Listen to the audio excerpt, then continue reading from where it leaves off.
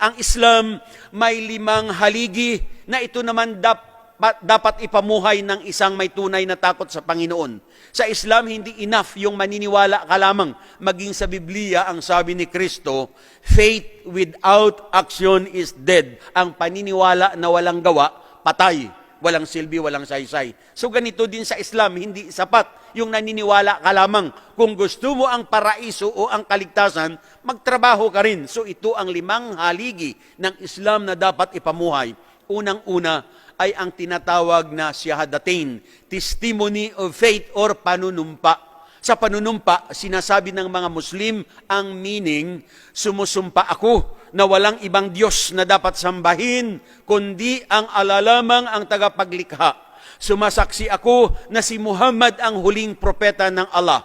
At sumasaksi ako na si Jesucristo na anak ni Birhen Maria, propeta ng Allah. Ang ibig ipakahulugan dahil sa sumusumpa siya na sa Allah lamang siya sasamba at naniniwala na si Muhammad at si Kristo ay mga propeta, ang ibig ipakahulugan mga kapatid, sambahin natin ang Allah ayon sa kanyang gusto at ayon sa pamamaraan na itinuro at ginawa ng kanyang mga propeta. Kaya sa Islam mga kapatid, hindi sapat, hindi tama yung sasabihin ng isang tao na total niya, may relihiyon ako, naniniwala naman ako sa Diyos, nagdarasal ako at gumagawa ako ng mabuti, tama na. Mga kapatid, mag-reflect tayong lahat. Siguraduhin natin na ang relihiyon na kinalalagyan natin ay relihiyon ito na galing mismo sa Panginoon at relihiyon ito na ipinamuhay at ipinangaral ng mga propeta. At kung may Diyos tayong sinasamba, siguraduhin natin na ang ating dinadasalan, siya mismo ang lumikha sa atin, siya ang nagbigay buhay sa atin, at siya ang lumikha ng lahat ng bagay na ating nakikita at hindi nakikita. Higit pa sa lahat, kung tayo ay nagdarasal, siguraduhin natin na ang way o ang pamamaraan ng ating pagdarasal na aayon sa kagustuhan ng Allah at ayon sa itinuro at ginawa ng kanyang mga propeta. This is the reason why God sent prophets para ang mga propeta ang ating sundan, tularan, pamarisan dahil sila ang daan patungo sa katotohanan at tunay na kaligtasan. Ang pangalawa na haligi ng Islam, kung naririnig natin ang 5 beses na pagdarasal, yung nagsasala ng 5 beses. Mga mahal na kapatid, mga kababayan, ang pagdarasal, importante at mahalaga sa buhay ng lahat-lahat ng tao. Kahit sino pa ang tao, ang pagdarasal mahalaga sa kanyang buhay. Ngunit kung tutuusin, hindi ito kailangan ng Panginoong Diyos. Kaya lang kung bakit kailangan nating mga tao ang magdasal, dahil tayo ang may pangangailangan. Tayo ang nangangailangan ng tulong, ng habag at ng awa ng Diyos. Isa-isip at isa-puso natin na kung magdasal ka ng 5 beses, hindi mo naman madadagdagan ang kadakilaan at ang kapangyarihan ng Allah. Kung ayaw mong magdasal, hindi mababawasan ang kanyang kapangyarihan. Siya pa rin ang akbar, meaning pinakadakila, na siya ang nagbigay buhay sa ating lahat. Siya lamang ang nakaalam kung kailan tayo mamamatay. At sa Islam, mga kapatid, anuman ang kalagayan ng isang tao, hanggat siya'y nabubuhay, kapag oras ng pagdarasal, dapat gampanan niya ito. Para ano? Para pasalamatan mo ang Diyos. Purihin mo siya, dakilain, luwalhatiin, magtanaw ng utang na loob sa Kanya. Hindi ito katulad ng mga hindi Muslim. I am talking through experience. Dahil nung hindi pa ako Muslim, naalaala lamang namin ang Diyos at naalaala ang magdasal kung may sakit, kung may problema, kung may pangangailangan, kung nasa bingit ng kamatayan, o kaya nakatanggap ng balita na naging biktim ng lindol o ng bagyo ang kanyang mga mahal sa buhay. Ngunit sa Islam, anuman ang kalagayan natin, so long as we are breathing, kapag oras ng pagdarasal, dapat gampanan natin ito. Dahil ang pagdarasal, mga kapatid, ito ang pagkain ng ating espiritual na katawan. Nagpapapatawad ito sa ating mga kasalanan. Ang kabayaran sa pagdarasal ng isang tao, maaaring wala rito sa lupa. Ngunit ang katotohanan, kahit sino ka pa, mamamatay ka at magbabalik ka sa Allah upang mag-account o magsulit ka sa lahat ng iyong mga ginawa. Marami pa tayong dapat matutunan dito. Ang pangatlong haligi ng Islam ay ang tinatawag na zakat. Tinranslate ito as charity or kawang gawa. Ngunit itong sakat sa Islam, mga mahal na kapatid, na kung ang isang Muslim ay may ipon siya na hindi niya nagalaw sa loob ng isang taon, pagdating ng katapusan ng taon, kailangan kukunin niya ang 2.5% ng kanyang naipon at ibigay niya ito sa alam niyang naghihirap o nangangailangan. Pero dapat ang ipon mo ay umabot doon sa tinatawag na nisab, yung sukat, na kung halimbawa ang sukat at least 100,000 halimbawa. So kung mayroon kang ipon na 100,000, kukunin mo ang 2.5% which is equivalent to 2,500 at ibigay mo ito sa alam mong naghihirap o nangangailangan.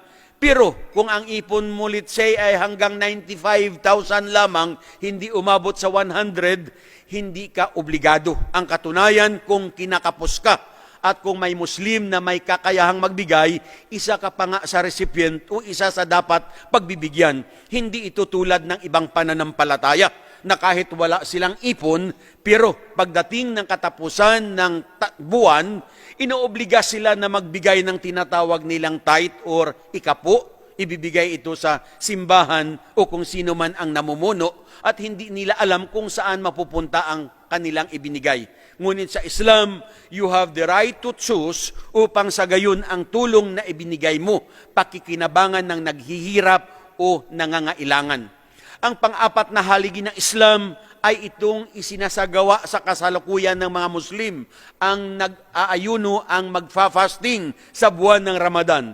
Itong fasting, mga kapatid, hindi ito bagong kautosan ng Allah, dahil kung papaano niya ito inutos sa mga naunang propeta at sa kani-kanilang mga tagasunod, this is the same fasting na ipinamumuhay ng lahat ng Muslim hanggang sa kasalukuyan. Kaya nga ang sabi ng Allah, ang malapit na kahulugan sa ating wika, sabi niya, o kayong mga mananampalataya, ang pag-aayuno ipinatutupad sa inyo tulad din ng pagpapatupad sa mga nauna sa inyo upang kayo ay magkaroon ng pagpipigil sa sarili at takot sa iyong Panginoon. So, iniiwasan natin ang kumain, ang uminom, maging ang pakikipagtalik sa asawa kapag oras ng pag-aayuno bilang pagsunod sa ipinag-uutos sa atin ng ating tagapaglikha.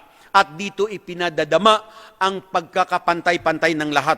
Anuman ang katayuan mo sa buhay, anuman ang iyong lahi, anuman ang iyong kulay, anuman ang katayuan mo sa lipunan, kung ang lahat ay nag-aayuno, ang gutom, uhaw, hirap na dinadanas ng isa, nararanasan ito ng lahat-lahat.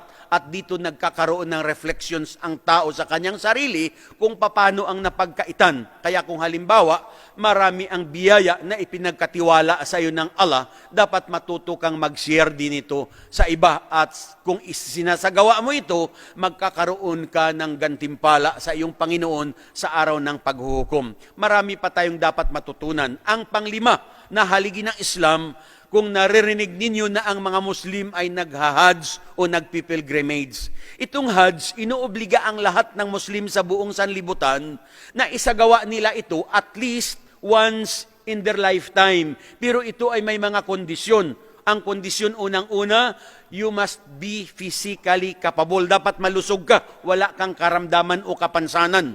Ang pangalawang kondisyon, you are financially capable. May sapat kang gagastusin kung ikaw ay mag-hajj. At ang pangatlong kondisyon, you are of sound mind. Matino ang iyong pag-iisip. At ang isang kondisyon pa sa mga sisters, sa mga kababaihan, dapat mayroon silang tinatawag na maharam, yung aalalay sa kanila kung isasagawa nila ang Hajj o ang pilgrimage. So sa pag-hajj, doon muli ipinadadama ang pagkakapantay-pantay ng lahat at ipinakikita ang pagkakapantay-pantay at higit sa lahat ipinadadama rin ang araw ng paghuhukom. Kung bakit doon ipinakikita ang pagkakapantay-pantay, dahil ang lahat ng Muslim na pupunta sa Hajj, anuman ang kanyang lahi, anuman ang katayuan sa buhay, saang sulok man siya ng daigdig nagmula, ang lahat ng kalalakihan, walang brief, walang sando, ngunit nakabalabal sila ng puting-puti na tela lamang na hindi naman nakikitaan. Ang kababaihan, mahaba ang suot, makapal, maluwag at nakabilo, kung papaano nagdadamit si Virgin Mary. Pupunta silang lahat sa iisang lugar upang manalangin sa Allah. humingi ng tulong, humingi ng habag, humingi ng awa sa Panginoong Diyos at manalangin na ipagkaloob sa Kanya ang tagumpay sa mundong ito, higit sa lahat hinihiling na ipagkaloob sa Kanya ang paraiso o ang kaligtasan sa darating na araw ng paghuhukom. At kung bakit doon ipinadadama ang araw ng paghuhukom? Dahil ang sino mang tutungo sa Hajj, ang daladala ng tao ay ang kanyang katawan lamang, nakabalabal sa kanyang katawan at kaunting panggastos habang siya'y naroroon. Dahil kung halimbawa, isa kang Muslim na Pilipino, at ang bahay na naipundar mo sa Pilipinas, let's say, ay 10 milyon dahil malakas kang kumita rito at marami kang sasakyan, marami kang ari-arian. Kung pupunta ka sa Hajj, kapatid, hindi mo ito madadala. Iiwanan mo ang lahat-lahat. At dapat ito isaisip ng isang tao na kung halimbawa ang bahay niya sa Ayala, Alabang ay halagang 100 million, may Mercedes-Benz siya, may BMW, may Jaguar. Ngunit kung halimbawa, matulog siya mamaya at hindi na magising bukas, kapatid, katotohanan, ni isang gulong ng iyong sasakyan o isang poste ng iyong bahay, wala kang madadala sa hukay. Ang lahat iiwanan ng tao dahil ang titingnan lamang sa atin ng Panginoon unang-una kung sino ang iyong sinamba. Kung paano mo sinamba ang tunay na Diyos na nagbigay buhay sa iyo at kung paano ka namuhay ng malinis sa lupa ayon sa utos ng Allah at ayon sa turo ng mga propeta na Kanyang ipinadala. So ito ang 5 haligi ng Islam. Unang-una, ang sumumpa ka na sa tunay na Diyos na tagapaglikha ka lamang sasamba at paniwalaan mo na si Muhammad ang Kanyang huling propeta.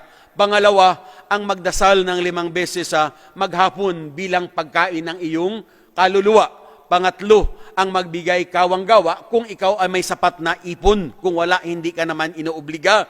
Pang-apat, ang mag-ayuno o ang mag-fasting sa buwan ng Ramadan. At ang panglima, ang mag-Hajj o ang mag-pilgrimage kung ikaw ay may kakayahan.